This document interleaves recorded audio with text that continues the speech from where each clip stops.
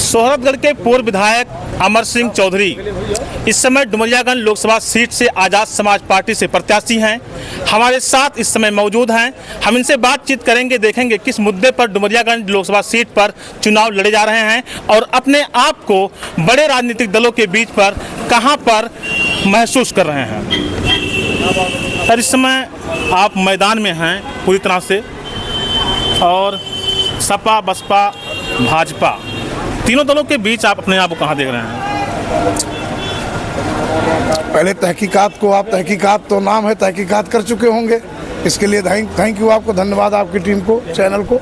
देखिए, ये तथागत की नगरी जनपद सिद्धार्थनगर डुमरियागंज लोकसभा अब की बार जो 24 का चुनाव हो रहा है ये थोड़ा अलग तरीके से है, क्योंकि विगत 14 से 19 तक का जो चुनाव रहा है वो थोड़ा अलग था और ये 24 का चुनाव अलग है।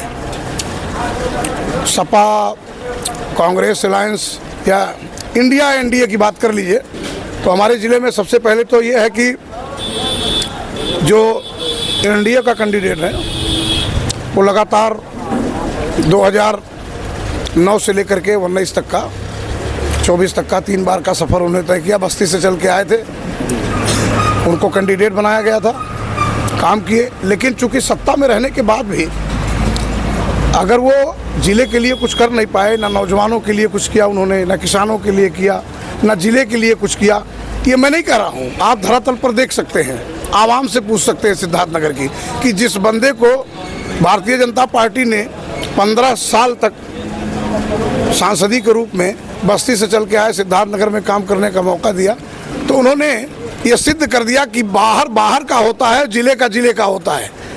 15 साल के कार्यकाल में उन्होंने ये सिद्ध कर दिया कि मैं इस जनपद का नहीं हूँ, इसीलिए इस जनपद के लोगों के साथ हमारा कोई लेना देना नहीं है, सिर्फ मुझे पद की आवश्यकता है। इस जनपद को एक तरह से समझिए गड्ढा युक्त बना दिया। जब चौथी बार उनको 24 में भारतीय जनता पार्टी ने उम्मीदवार बनाया तो पूरे जनपद में जो यहाँ के 19 लाख सम्मानित मतदाता हैं वो काफ़ी नाराज हो गए और मतदाताओं के नाराज के साथ साथ उनके स्वयं के पार्टी में जो वर्कर हैं, पदाधिकारी हैं, वो भी नाराज हो गए कि जिस बंदे ने 15 साल तक कुछ नहीं किया तो उसको दोबारा टिकट क्यों दिया। 3 बार मौका देने के बाद फिर आपने दूसरे को दिया होता, उनको क्यों दे दिया, बाहरी को क्यों दिया बार आपने। इस बात की तो सिद्धि में पुष्टि हो गई कि अगर भाजपा का कोई पदाधिकारी, बड़े पदाधिकारी वो नाराज हैं। अच्छा, ये चीज़ें जनपद में एक समस्या के रूप में आवाम के सामने उभर के आई। ये समस्या का समाधान लोग, हमारे जनपद वासी ढूंढ रहे थे, तब तक इंडिया टीम का दूसरा मुसीबत गोरखपुर से आ गए। अब अखिलेश जी से लोगों का उम्मीद था कि जो पीडीए का नारा दे रहे हैं उसके तहत कोई ना कोई अपने ज़िले का तमाम दावेदार थे इंडिया टीम से, लेकिन उन्होंने उल्टा कर दिया, उन्होंने भेज दिया ब्राह्मण परिवार से, वो भी बाहर का। तो इसको लेकर के जनपद सिद्धार्थनगर में एक और भूचाल आया कि जो बीएसपी का कैंडिडेट आया वो यहाँ पता चला कि वो तो गोरखपुर का वो भी या कहीं लखनऊ का है वो बंदा। और यहाँ ये हल्ला हो गया कि वो जो बसपा का कैंडिडेट आया है वो भाजपा के इशारे पर कैंडिडेट बनाया गया है कि Bahujan Samaj party B team पर काम कर रही है। तो उसको तो मैं लगता है कि जब जनपद में उसका आगमन हुआ तो बहुजन समाज पार्टी के पदाधिकारियों ने किस तरह से स्वागत किया आप सुने होंगे, देखे भी होंगे, दुनिया देखी है, प्रदेश देखा है, जो नाराजगी प्रकट किया लोगों ने। तो उसको तो एक तरह से लोगों ने, जिले के लोगों ने बसपा को लोगों को नकार दिया। अब डुमरियागंज लोकसभा सीट पर आप किस मुद्दे पर चुनाव लड़ रहे हैं?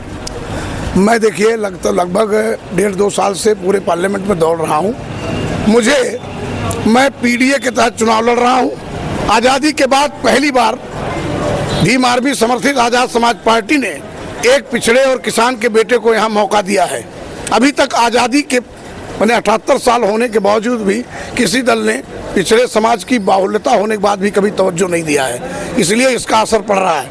2 कैंडिडेट बाहर हैं, एक ब्राह्मण परिवार से, एक क्षत्रिय परिवार से, और उसी बीच में मैं आ गया और दोनों तरफ से नाराजगी।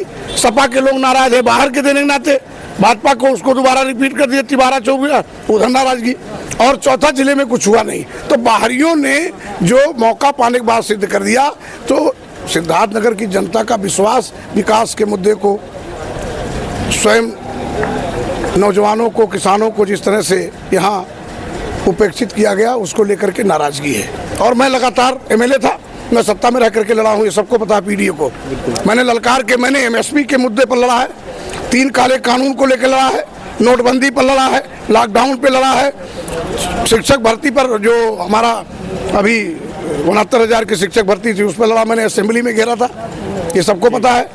मेडिकल कॉलेजों में, यूनिवर्सिटियों में जो भर्तियां हुई हैं, जो आरक्षण में घोटाला हुआ है हमारे SC ST OBC के साथ, उस पर मैं लड़ा हूँ।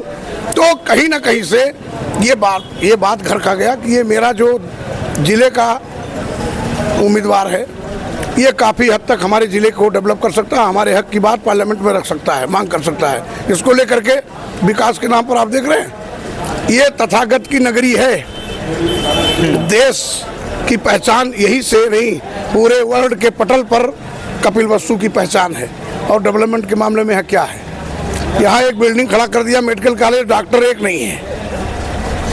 स्कूल शिक्षा के मामले में शून्य है, पिछड़ा इलाका है, तराई बेल्ट है, इसीलिए तो इसको पिछड़ा जिला करते करते जब दूसरी बार मोदी जी की सरकार आई तो इसको अति पिछड़ा घोषित कर दिया गया। मैंने पिछड़ा से उसको अगड़े में जाना चाहिए, वो अति पिछड़े में चला गया। और अब की अगर जनता कह रही जिता देंगे तो किस हद पर जाएगा, ये कोई गारंटी नहीं है। तो कुल मिलाकर के इस जनपद में चिकित्सा के क्षेत्र में, शिक्षा के क्षेत्र में और हमारे किसानों के सुख सुविधा को लेकर के, नौजवानों को रोजगार के क्षेत्र में, महंगाई के, भ्रष्टाचार के तमाम मुद्दे तो हैं, आप जानते हैं। तो उसको लेकर के एक भाजपा से, सत्ता पक्ष से काफ़ी नाराजगी है। और जो इंडिया टीम बनी है, तो कांग्रेस का बनने ना बनने का कोई मतलब नहीं यूपी में। वो तो ऑक्सीजन पर है, वेंटिलेटर पर है यूपी में, उसका कहीं भी रहे कोई लेना देना नहीं है। तो एक सपा बची थी, तो यहाँ जब ब्राह्मण परिवार को भेज दिया, पीडीओ को ना भेज करके दे करके, तो जो हमारा सपा का बेस वोट, पिछड़ा जो यादव वर्ग का वोट है विशेष तौर पे, वो चौधरी अमर सिंह के साथ इसलिए आ गया कि देवरिया जैसी घटना पर, कानपुर की घटना पर, आजमगढ़ की घटना पर, आजमगढ़ में मौर्या के साथ, वहाँ विश्वकर्मा परिवार के साथ, वहाँ यादव प्रेम यादव की घटना आप सुने होंगे, तो वहाँ चौधरी अमर सिंह अपने दल बल के साथ प्रेम यादव के घर दुख बांटने गया था। और यही जो लड़ रहे हैं आज सपा से, या इनके लोग या सत्ता वाले, सिर्फ एक परिवार से मिल करके दिखा दिए कि हम इसके हैं, हम इनके नहीं हैं, उसी बात को लेकर बाइकोटों में काफ़ी नाराजगी है यादवों में, उसका फ़ायदा भी हमको मिल रहा है। हमारे लोग जानते हैं कि हमारे, तो कुल मिला करके सपा के पास तो सफा है, उनके पास एक वोट है जो ब्राह्मण वोट चिल्ला रहा है, तो उससे मेरा कोई लेना देना नहीं है। हम तो अपने जनपद में बहादुरी से 15 और 85 के अनुपात में लड़ रहे हैं। एक पाला खींच के लड़ रहा हूँ मैं सिद्धार्थनगर में। मैं पिछड़े समाज का हूँ, किसान परिवार का हूँ, 85% मेरा परिवार है, तो मैं 85% के बलबूते पर लड़ रहा हूँ, सिद्धार्थनगर के बलबूते पर लड़ रहा हूँ, 15 और 85 के अनुपात में लड़ रहा हूँ। तो लड़ाई में कौन है? भाजपा के जो कैंडिडेट हैं वो तो कहाँ है, किसके पास है, पीछे पीछे सुन रहे, एम्बुलेंस चली रही है कि कहीं तबीयत ना खराब हो जाए, ये हालत हो गई है। ऐसा सुनने में आ रहा है कि प्रशासन की तरफ से आपके लोगों को परेशान किया रहा है, क्या सही है? देखिए, जब घबराहट हो जाती है, ये तो डबल इंजन के सरकार की पहले से रही है व्यवस्था, यहाँ घबराहट इसलिए हो गई है कि इंडिया और एनडीए 60 डुमरियागंज लोकसभा से फेल हैं। और जिस तरह से हमारे जनपद सिद्धार्थनगर के सम्मानित बुजुर्गों का, माँ बहनों का, नौजवानों का अपार स्नेह प्यार मिल रहा है, एक अपने जिले जवार के बेटे भाई के प्रति उनकी अलग ललक है, तो लोकप्रियता के बढ़ते ये जगह जगह आप नहीं, ये नहीं, ये जिस दिन से बढ़ना शुरू हुआ, लोगों का झुकाव हो गया, उसी दिन से पुलिस वालों के जरिए हमारे प्रचार प्रसार की जो भी गाड़ियां चल रही हैं, जगह जगह उठा के बंद कर दे रहे हैं, जबकि उसका परमिट भी है, पास बना हुआ है, सब चीज़ है, सब नियमानुसार है, लेकिन ज़बरदस्ती उसको फटाक से पकड़े, फटाक से सीजन बना रहे हैं। और हमने कहा भाई, कई जगह भी हमारे भवानीगंज में पकड़ लिया गया, सदर थाने पकड़ लिया गया, लोटो में पकड़ लिया गया, जगह जगह हमारे लोगों को प्रचार करने से भी रोका जा रहा है। और यहाँ तक बता दें कि अगर कहीं नुक्कड़ सभा करनी हो तो उसका परमिशन देने में भी इनको कुरेज हो रहा है। हमें परमिशन तक नहीं पाया, अभी भारत भारी में हमको परमिशन नहीं मिला, हमको धनसा बाजार में नहीं मिला, तो जगह जगह उसको लटका दे रहे हैं, सब घुमा रहे हैं कि मैं बोलने ना पाऊँ, आवाज़ बंद कर रहे हैं, गाड़ी का चलना बंद कर रहे हैं, प्रचार प्रसार करने वाले लोगों को धमका रहे हैं। तो इससे पता चल गया कि ये अपनी हार मान चुके हैं, कि अब लगता है कि हमको कुछ नहीं होना, क्योंकि हारने के बाद जो है जब आभास हो जाता है तो प्रशासन की मदद लेते हैं। तो आप देख ही रहे कि जो डबल इंजन वाले हैं वो किस तरह से अपनी हार मान चुके हैं। वो हार मान चुके। क्या मतलब है भाई, हम जब पास बना हुआ है नियमानुसार हम काम कर रहे हैं, आप 8 हारन लगा के बजा रहे हो और हम 2 हारन भी नहीं लगा पाए, उसके बाद भी हमारी गाड़ी पकड़ी जा रही है। तुम 4 साउंड में दे, मैं 2 साउंड लगाया हूँ। तो इस तरह से देखने को मिल रहा है। मैंने तमाम वीडियो भी वायरल किया सत्ता वालों का कि भाई ये है क्या, इनके लिए कौन सा अलग सा नियम कानून है, मेरे लिए अलग है। तो जिस तरह से भेदभाव कर रहे हैं ये सत्ता वाले और हमारे लोगों को बोलने नहीं दे रहे हैं, प्रचार नहीं करने दे रहे हैं, गाड़ियाँ पकड़वा रहे हैं, धमका रहे हैं, तो उससे मैं डरने वाला नहीं हूँ, क्योंकि मैं कभी डरा ही नहीं। हमने कहा पकड़ते रहो तुम गाड़ी, हम दूसरी गाड़ी किराए पर लेते रहेंगे, चलवाते रहेंगे, तो उसको फिर माननीय न्यायालय से छुड़वाते रहेंगे। तो इस बात का भय नहीं है।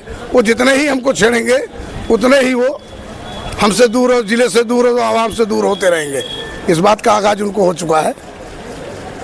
ठीक, धन्यवाद।